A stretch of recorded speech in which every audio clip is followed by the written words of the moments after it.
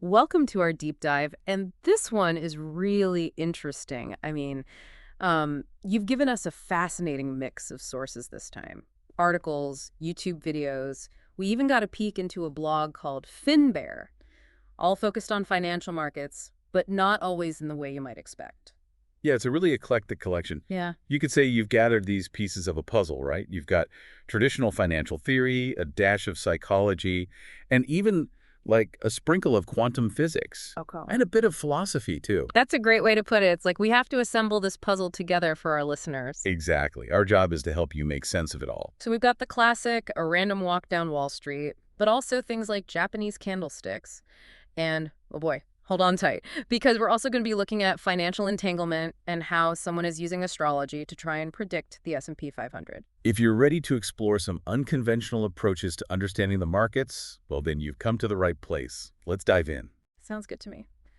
Let's start with, well, I guess the classic, right? Burton Malkiel's A Random Walk Down Wall Street. This is practically a Bible for investors. Yeah, for sure. It's considered a foundational text. Malkiel argues that markets are efficient, which basically means that prices already reflect like all known information. So trying to consistently outperform the market, well, it's like trying to predict where the next raindrop will land in a storm. Not easy. So if it's all that unpredictable, what's the point of even trying to pick individual stocks or time the market? Well, that's a great question. And that's exactly where Malkiel's advice comes in, right? He Wow. suggests that for most investors, it's better to focus on passive, low-cost index funds. So you're aligning yourself with the market's overall growth instead of trying to outsmart it. Ride the wave instead of trying to control it. That makes sense. But even Melchiel admits there are some strategies like, what's it called? Factor investing, right? That might actually exploit inefficiencies. Yes, he does acknowledge that, that there are always nuances, but the core principle holds true. It's incredibly difficult to consistently beat the market over the long term. This is really making me think about my own investing approach. How much time I spend researching individual companies. Maybe I should be looking at the bigger picture instead. Yeah, Malkiel's work definitely prompts that kind of reflection for sure. It's definitely worth thinking about. But of course, not everyone agrees with his theory, right? Yeah, right. Some critics, they point to anomalies and the role of skill in active management. Yeah. And then, there's behavioral finance, which is a whole other thing, right? It throws a wrench in the whole idea of perfectly rational markets by highlighting how our emotions create predictable patterns. And speaking of predictable patterns, that's where our next source comes in. Japanese candlesticks. I've seen these charts everywhere, but to be honest, I've never really understood how they work. Right, so they're basically a visual tool for analyzing price movements. Mm-hmm. And they have a really interesting history, actually. They were developed in 18th century Japan Wow, really? by a rice trader named Minahisa Homa. Fascinating guy. He noticed, the connection between price fluctuations and, get this, trader psychology. Wait, a rice trader. So what does rice trading have to do with the stock market? Well, so Hama observed that emotions, they were driving prices up and down, and he created candlesticks to kind of represent this visually. So each candlestick, it shows the open, close, high, and low price within like a specific time frame. And different patterns can suggest potential trend reversals or continuations. So it's like he created this visual language for understanding like market sentiment almost? Yeah, it's Yeah. a really good way to put it, like a visual language. But, like any language, it's got its nuances, right? Candlesticks, they're just one tool among many, and they shouldn't be used in isolation. Right. So you're saying don't base all your decisions just on candlesticks alone. Exactly. And, their effectiveness is definitely debated, especially in today's, high-speed algorithmic trading environment. Market psychology is still a factor, of course, but Yeah. it's way more complex than what a single candlestick pattern, might suggest. This keeps coming up, this idea that trader psychology plays this huge role in market movements. It makes me think about the FinBear content that you sent over. Right. They have this video called The Harsh Truth About Trading, Why 90% of Traders Fail, that really dives right into this. Yeah, and it's not just FinBear. There's also Antonio Fantagrossi, a trader we see a lot in these sources. He also emphasizes this, and he even wrote a book about it, Trading Online for Beginners. Yeah. You know, Okay, yeah. They both say that understanding yourself and your emotions is as crucial as understanding how the markets actually work, the mechanics of it all. That's interesting. So before you even look at a chart or anything like that, you really need to understand your own risk tolerance, how you handle pressure, all that. Exactly. Fantagrossi lays out this um, psychological code of the successful trader. It's all about self-awareness, discipline, and resilience. So being self-aware enough to know when your emotions are, clouding your judgment, disciplined enough to stick to your plan even when things get exciting, and resilient enough to bounce back from those, well, inevitable losses that happen to everyone. Exactly. He actually compares trading to, this might sound a little out there, but a Zen practice where the goal is not just profit, but also personal growth. Wow, that's a really interesting way to think about it. So I guess the question for anyone listening is, what are your emotional tendencies, right? When it comes to risk and decision making, are you setting yourself up for success? Yeah, great question. Recognizing that your mind can either be your greatest asset or your biggest obstacle, I think, is a huge step in the right direction. Okay, so we've talked about individual psychology, but Finbear actually takes it a step further and starts looking at the role of market makers. And this is where things get a bit more, I don't know, intense maybe. Yeah, a little bit. They don't shy away from portraying market makers as, uh, well, potentially manipulative, Right. Remember, these are the big players who provide liquidity, setting those bid and ask prices. They're like the referees of the game, right? You could say that. But Finbear is suggesting that they might not always be playing fair. That's an interesting way to put it. Right. So they point out that market makers, well, they have access to like superior information and technology, Mm. giving them a significant edge. They also suggest that tactics like stop hunting, where they intentionally trigger those stop loss orders, it's pretty common practice, actually. So they're not just facilitating trades, they're actively playing the game and possibly manipulating it to their advantage. That's a bit unsettling to think about. It definitely raises some questions about fairness and transparency for Mhm. sure. And Finbear really wants traders to be aware of those power dynamics at play. So besides mastering our own psychology, is there anything like practically we can do to protect ourselves from that kind of thing? Well, one thing Finbear suggests is focusing on really robust risk management. So don't over leverage yourself, don't chase those quick profits, and always have a clear exit strategy in place. Basically, don't play into their hands by like making impulsive moves based on, I don't know, fear or greed. Yeah, exactly. Understanding how they operate can definitely help you approach trading in a more informed and, well, cautious way. Hmm. But are you ready for this? Because this is where things get really mind-bending. Finbear actually tries to apply quantum physics to financial markets. Okay, yeah, bring it on. We're talking about quantum entanglement, right? The whole thing where two particles are linked and what happens to one instantly affects the other, even if they're miles apart. Yeah, that's the one. Wild, right? And Fantagrossi, he actually proposes a theory of financial entanglement, suggesting that markets behave like a collective consciousness, where all the traders' actions and emotions are actually interconnected. Whoa, so it's like we're all entangled in this like invisible web of market forces. That's the idea. It's definitely challenging the traditional view of markets, as simply a bunch of individuals acting independently.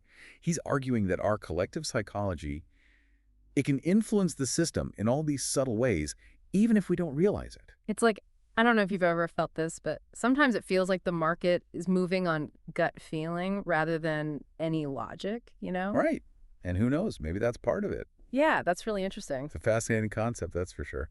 Reminds us there's more to markets than meets the eye. There are these forces we're only beginning to understand. Okay, and just when you thought it couldn't get any wilder, Finbear throws this in, astrology. They actually tried to use it to predict market movements. Ah, yes. Fantagrossi's wall astrology experiment. Hmm. So he developed this software that interprets astrological charts and then generates predictions for the S&P 500. Hold on, hold on. He's saying the positions of planets and stars can somehow tell us where the stock market is headed. That's what he's saying. And the results, at least in the short term, are pretty wild, actually. Yeah. 73% success rate and a 39% return over just 19 days. Wow, those are some impressive numbers. But I'm guessing there's a lot more to unpack here before we all start basing our 401ks on our horoscopes. Yeah, for sure. We need to think about things like sample size and potential bias. Yeah. Fantagrossi is a skilled trader himself, so his experience is probably playing a role. It's not like he's just blindly following astrological charts, right? He's incorporating, his knowledge and experience into it. Exactly. So wall astrology, it's intriguing. It's definitely intriguing, but we need more data and more testing before we can say anything definitive. Absolutely. So what do you think? Is there something to this, or is it all just a coincidence? Well, that's a great question, and one we'll have to explore more in the next part of our deep dive. So where were we? Oh, yeah, Finbear and their thoughts on, well, the psychology of trading, right? Right. Especially those challenges that can lead to, so many traders failing. They really stress that, like understanding yourself, your emotions, and how you react to, the ups and downs of the market. Absolutely. That's just as important as understanding the market itself. It's like you're saying, almost like knowing your opponent in a game. Yeah. Game of strategy. Oh, and speaking of opponents, we also started to touch on market makers, right? Finbear has some interesting opinions about their role. Oh, yeah, they definitely do. They're the big players, right? Providing that liquidity to the market. Right. Essential for smooth trading. Yeah. But Finbear, they raise some concerns about their potential for, well, I don't know, manipulation. Yeah, it gets kind of unsettling when you think about it. They suggest that market makers have this, like, unfair advantage over us regular folks. Hmm. They've got access to better information, better technology, and they even hint at tactics that, well, some might consider just straight up unfair. Yeah, like that stop hunting they talk about. Oh, yeah, that. Where they intentionally trigger those stop-loss orders. It's kind of like setting a trap, A right? trap. Exactly. So, okay, we know about it, but what can we do about it? Besides just being aware, I mean, are there any practical steps we can take to protect ourselves from that kind of thing? Yeah, Finbear does have some advice there. They really stress the importance of, really robust risk management. Don't over leverage. Don't chase those quick profits. Always, always have a clear exit strategy. So basically, be disciplined. Don't let, like, your emotions, the fear and greed drive those decisions. No. And have a plan. Right, a plan. For every scenario, even those, like, worst case ones. This actually makes me think about that psychological code from Fantagrossi. You know the one? Yeah, the self-awareness, the discipline, resilience. Yeah, those three things. It seems Yeah. even more important now with all this market maker talk, right? So absolutely. If you know yourself, you can see those emotional triggers. And if you've got discipline, you can resist them. And then resilience helps you bounce back, right, from those setbacks. Yeah, because we all have setbacks, right? Everyone does. It's almost like, I don't know, a mental game of chess. That's a good way to put it. Trying to anticipate, not just the market's moves, but your own emotional responses too. And Finbear has some actual techniques for developing those mental skills, right? Right, like keeping a trading journal. Have you ever done that? I haven't, but I've heard of it. It's where you track your emotions and like how you react to stuff that happens. So you can become more aware of your own patterns. Your patterns and those weak spots. That's a really good idea. It's like having, I don't know, like a personal therapist for your trading. Right? Right. They also talk about mindfulness meditation, Yeah. for calmness and focus Hmm. and visualization to keep you positive, even when things are rough. It's interesting. It's not just about, the numbers. It's a whole different way of thinking about trading, almost a philosophy, right? Yeah, for sure. And then, they go and blend in all these seemingly unrelated concepts. Oh, yeah, like wall astrology we were talking about before. Yeah. Yeah, the astrology stuff, I got to say, that's one of the most unique things I've seen in a while. Right. Trying to use astrological charts to, like, actually predict what the market's going to do. Well, remember Fantagrossi? Yeah. He developed that software that analyzes those charts. And he's actually generating like real predictions for the S&P 500. And the results were, well, they were something else. They were pretty good. A 73% success rate and a 39% return in like just 19 days. I mean, that's enough to make anyone pay attention. Oh. But even so, you got to think about the bias, and it was a pretty small experiment. Definitely. Can't jump to any conclusions just yet, but it's definitely food for thought. It does make you wonder if there's, like, some hidden layer to all of this, right? Something beyond the charts and numbers. Oh, definitely. Maybe it's astrology, maybe it's something else, but it makes you think. And that's what I love about Finbear, Yeah, me too. They're not afraid to push the boundaries and explore new ideas. And that, I think, is really important in a world that's changing so fast. So where does all this leave us, right, with all these ideas about psychology, manipulation, interconnection, and even astrology swirling around? Well, in the final part of our deep dive, I think it's time to zoom out even further and look at Finbear's big picture view, the future of finance. We're going to talk artificial intelligence, the risks of going cashless, and all those ethical challenges. It's going to be a wild ride. I can't wait. Stay with us. All right, so we're back. We've talked about how our own minds can affect our trading, how those big market makers might be playing games, and even some, well, pretty out there ideas about like hidden forces and connections in the market. And now we're going to zoom out even further, right? Like really big picture stuff. Finbear is looking ahead to the future of finance and technology, and they bring up some really important stuff. Yeah, I was really struck by their thoughts on artificial intelligence. Like, it's everywhere these days, but it seems like AI in finance is, I don't know, maybe even more intense. Oh yeah, it's moving fast. And Finbear does a good job of highlighting both sides of the coin, the Mm. potential and the risks. On the one hand, you've got these AI algorithms that can process tons of data, find those hidden patterns, and make trades way faster than any human ever could. It's wild. So, like, imagine having a super smart trading assistant, right? Yeah, Working for you 24/7, crunching numbers and making decisions. Totally logical, no emotions. right. But that's where the risk comes in too, right? Yeah. Finbear asks some tough questions. As these algorithms get smarter and smarter, are we giving up too much control? Like, do we even understand how they're making those decisions anymore? And what happens if something goes wrong? Who's responsible? Yeah, it's that whole sci-fi thing, right? The machines taking over. Hopefully, we're not headed there anytime soon. Yeah, no one wants that. But it's a valid concern. It's a reminder that we need to be careful about how we integrate this technology. Yeah. You know, can't just trust blindly. We need to make sure there's transparency and like some human oversight involved. Absolutely. And it's not just about AI. Finbear also talks about the potential downsides of a cashless society, Okay. less and less actual cash, more digital transactions. It seems like we're headed that way pretty fast. Definitely. And their article, The Hidden Risks of a Cashless Society, that was a good read. It really makes you think. Right. They're saying, yeah, sure, digital transactions are convenient, efficient, but there's a trade-off, right? We could be losing some of our privacy, our control over our own finances. I mean, they paint a pretty bleak picture, right? Where everything you buy is tracked, where governments and corporations could, like, censor you or exclude you based on how you spend money. That's scary. Yeah, no one wants to live in a world where an algorithm decides what you can and can't buy. Mhm. So they're urging us to be aware, right? Yeah. Be informed consumers, demand more transparency, and maybe even support those alternative systems that, put privacy first. And beyond all the tech stuff, Finbear also gets into, well, some pretty heavy economic theory. They talk about the European Union and how well it's really working. Yeah, their analysis is really interesting. They go deep into like this concept of an optimal currency area where all the countries using the same currency should have like similar economies. I'll be honest, some of it was a bit over my head, haha. But their main point seemed to be that, even though the EU was created with good intentions, it's actually like creating some imbalances and tensions between countries. Right. They're saying some countries benefit more than others from sharing the euro.